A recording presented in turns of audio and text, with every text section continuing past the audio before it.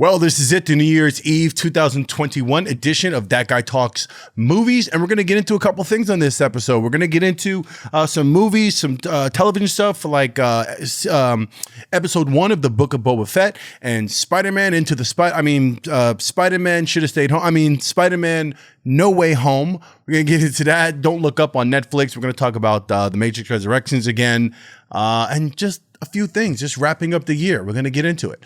Next on That Guy Talks Movies.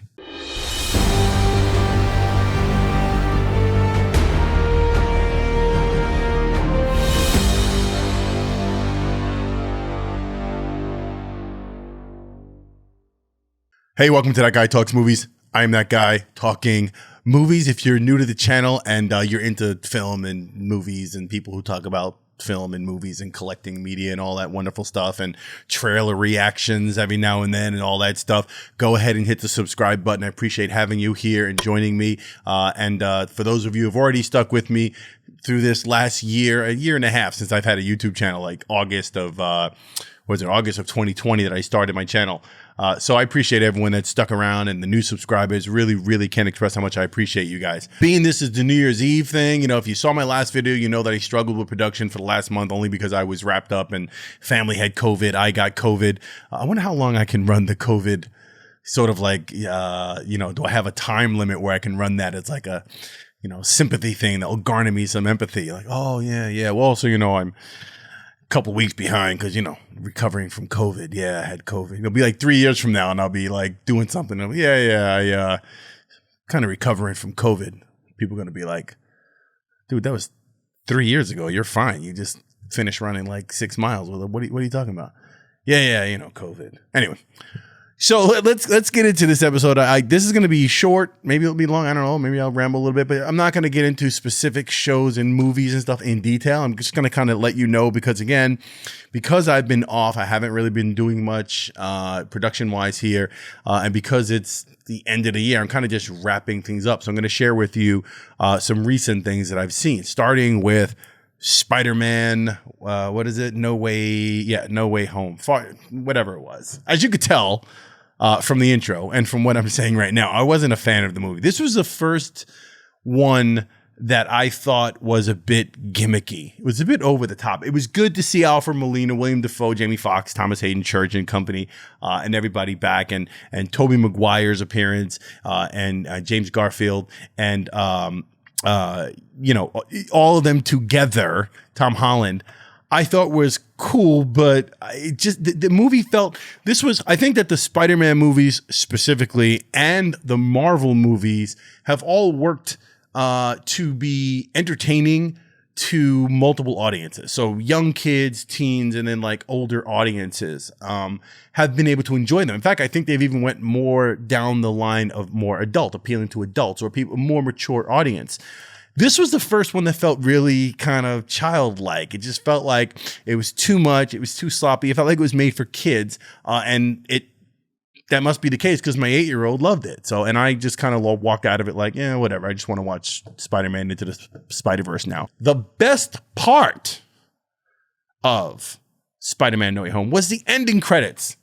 De La Soul, 3 Feet High and Rising, an album that is still not made it to streaming yet, but is a classic. I own vinyl, I own CD of this, and that is one. I think I still have a cassette tape of that. And as soon as that started playing, I looked at my son and I was like, oh my God, this is De La Soul, 3 Feet High and Rising, because we were just listening to it last week. So that was like a highlight for me. I sat there through that whole credit thing, got to the end credit scene. I'm not going to give any spoilers, but anyway. That was Spider-Man. That's my take on that whole thing. I don't think it was a terrible movie, but I just wasn't that entertained. I thought it was too much. Moving on. Netflix. Don't Look Up. Look up. Don't look up. Just look up. Don't look up. This brilliant sci-fi political satire at its finest. Adam McKay, same guy who brought us The Truth and pulled the curtain back on with the housing, the economic crisis in 2007, 2008. This was fantastic performances all around. You're talking about Leonardo DiCaprio, Jonah Hill, Meryl Streep, Cate Blanchett, Tyler Perry, Timothy Chalamet. This was just Mark Rylance. The performances from everybody were dead, or like they were just perfect. And I love this idea of media and celebrity controlling the narrative and sort of spinning the narrative to the whatever way they want, and both of them having sort of power to do that and working off each other. And then the sort of the metaphors of people from big companies or scientists or doctors, big pharma, and all these different things being in bed with media. If you haven't seen the movie, I'll let you just wait to see the movie. I'm not going to give any spoilers. But anyway, I thought it was great. I thought everyone's performance was great. I thought Cate Blanchett as a news anchor was dead. Like, I literally would nominate her just for that particular performance. I thought Tyler Perry was fantastic there as well. They captured every possible nuance. It wasn't just that they put them behind a desk. Everything they did, the smirks, the smiles, the winks, the posture, the hand movement, everything they did was so dead on. Leo was perfect in this. Jennifer Lawrence was spot on. Like I said, everybody was great in this movie. I really enjoyed it. I think it was a bit too long, went overboard on trying to hammer some of the themes home, but overall, great flick. And I especially like the ending of the film. I'm not going to give any spoilers, but really good movie. Check it out if you haven't seen that one. Quick, just so you know, it's like a meteor is coming to hit Earth and destroy it like Armageddon. And in this one, Jennifer Lawrence, and who's getting her PhD, and Leonardo DiCaprio, she discovers that this thing is going to hit Earth, and they've got like 6 months or whatever. Is it 6 months, 60 days? I forget. But they have a short period of time, and they try to warn everybody, and no one's really listening to them. That's basically the plot. So if you haven't seen it yet. But anyway, definitely recommend it. Definitely see it. I'm going to watch it again. Don't Look Up. Keeping it on the movie thing, I rewatched. I don't want to revisit this. Revisit, resurrect, reload. I rewatched Resurrections again on HBO Max. I've seen it a couple of times now, and every time I gave it a chance. As I saw it in the theater, I did a review on this channel already on it, and I saw it in theater. I saw it in theater. So I watched it a couple more times at home. And it just got worse. I think someone mentioned that in my comments on the actual video. I forgot who it is. Shout out to you. But they mentioned the more you watch it, the worse it gets, the more you hate it. And it's true. I watched it and didn't find myself, swaying to the positive side whatsoever. I every time I watched it, I got more and more angry. In fact, this last time I watched it, I didn't realize, I probably did, but I just didn't pay attention to it.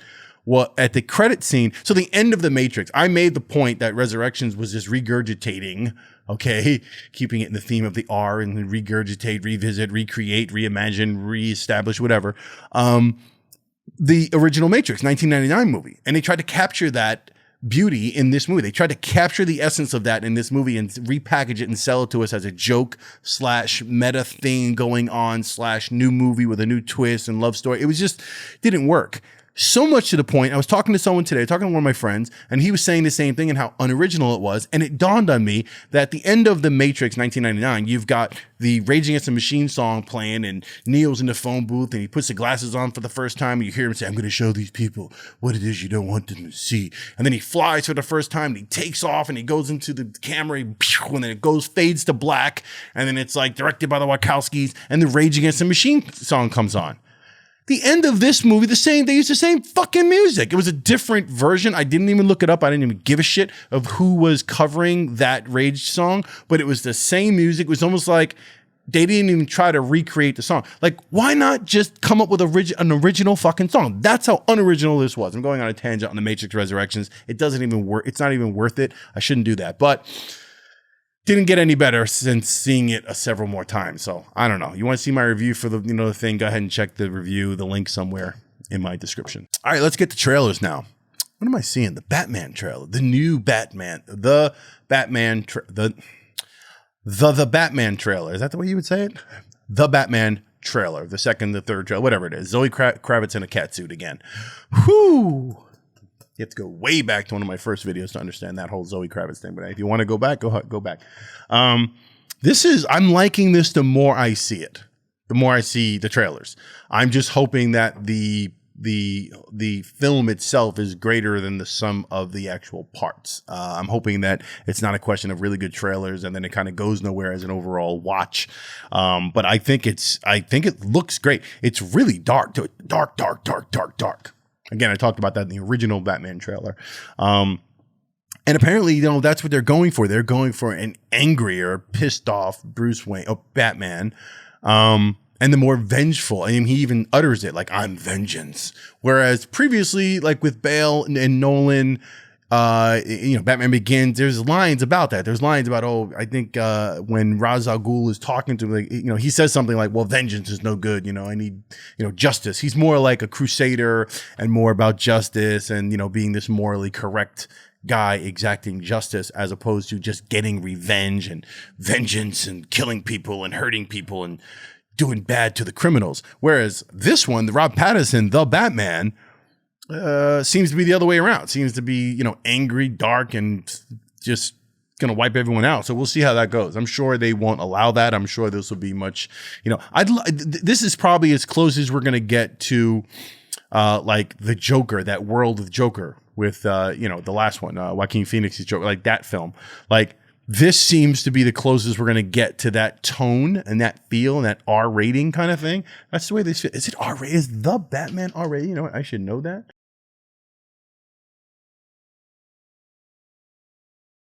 Anyway, the Batman, I'm really looking forward to it. I hope this is great. It still reminds me of Fincher's Seven. A lot of the shots, a lot of the lighting, and I think that might be what they're going for here. Good move, smart move. Something else, the music. Go with me on this one.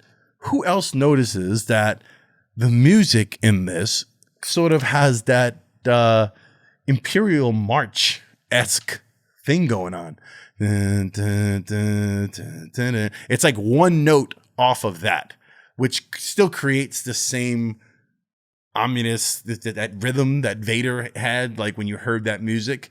That's kind of what's going on here. And especially there's a shot where the Batman is coming towards, after that car turns over and blows up, he's like kind of walking to it and he's in the suit and you hear that music and the logo comes up and it's like, dun, dun, dun. You can hear that. Maybe it's just me. Anyway, it's New Year's Eve. It's going to be New Year's Eve. It's New Year's Eve when you're watching this, but it's going to be New Year's Eve soon. And, I spent it with my family. I am grateful for this year, for getting through this year. I'm looking forward to 2022. A lot going on. I hope I do more content. I really do. I've got a lot going on, but I truly hope I do more content because when I do it and when I do it right and when people respond and when, people like and comment, it feels good. So that said, if you haven't subscribed, make sure you hit the subscribe button again and a notification bell. And if you like this video, go ahead and hit the like button. I appreciate it. It helps the algorithm. It helps me. It helps YouTube. It helps all of us. I want you to have a good new year. Let me know in the comments below what you thought of any of this stuff. I'm trying to think if there's anything else I want to talk about. What else did I say? Oh, jeez. You know what? The Book of Boba Fett. That was actually the first thing I wanted to talk about. It's in my notes right here. This is why I'm still trying to figure out my life. My wife is the one who actually reminded me that it was on Wednesday. I thought that was funny. She came up to my desk and she's like, the episode of Boba Fett is she calls him Mandalorian. I had to explain to her the whole history of Boba Fett and the Mandalorians and how the Mandalorian show and that guy, that's not first. Boba Fett is like the main dude that we all came to respect and love from Empire Strikes Back and the Return of the Jedi. Anyway. So she's into The Mandalorian, so she's looking forward to this. So she reminded me that it was on, and I immediately watched it. And I think it was a good start. I think it was an okay start to the series, which is the same thing that happened with Mandalorian. Mandalorian kind of started off like whatever, and then it got progressively better, like got really better. I think this was great because up front, they answered the question that was on everyone's mind. How the hell did he get out of the Sarlacc? Now, some of the fanboys and people who are way more into this, maybe you already had that theory or you already had the answer from something in the canon somewhere, some book or something. Maybe you knew how he got out, but I think a lot of people didn't know how he got out. So I was glad to see they dealt with that right up front. I like seeing the whole thing with the Sand People and trying to figure out how the hell does he get with the Sand People and how does that whole thing work out? So I thought that was great. Jennifer Beals as one of those Twi'lek women, Garrus Fwip. Oh my God. Whew. I haven't seen Jennifer Beals in a while, but even my wife was just like, wow. It was just like, who is that? She looked familiar. Anyway, I thought that was great. Some of the action scenes were good. I enjoy where this is going. I can see it having its moments, and we'll see what happens. But yeah, can't believe I almost skipped talking about the Book of Boba Fett, the end of the year video. Anyway, I'm done. end of the year, like the video. I truly appreciate that. Subscribe if you haven't subscribed. Let me know what's on your mind. Go to the comments. Tell me what you've seen, what you haven't seen. If I'm wrong on the Book of Boba Fett, if you thought Don't Look Up sucked, let me know. It's getting mixed reviews, so you might be one of those people. Let me know about the Batman trailer, the most recent one. Let me know what you think about that, what you're looking forward to the most. And we'll get into it next time, next year. See you in 2022. Peace, love, and cheers. Happy New Year.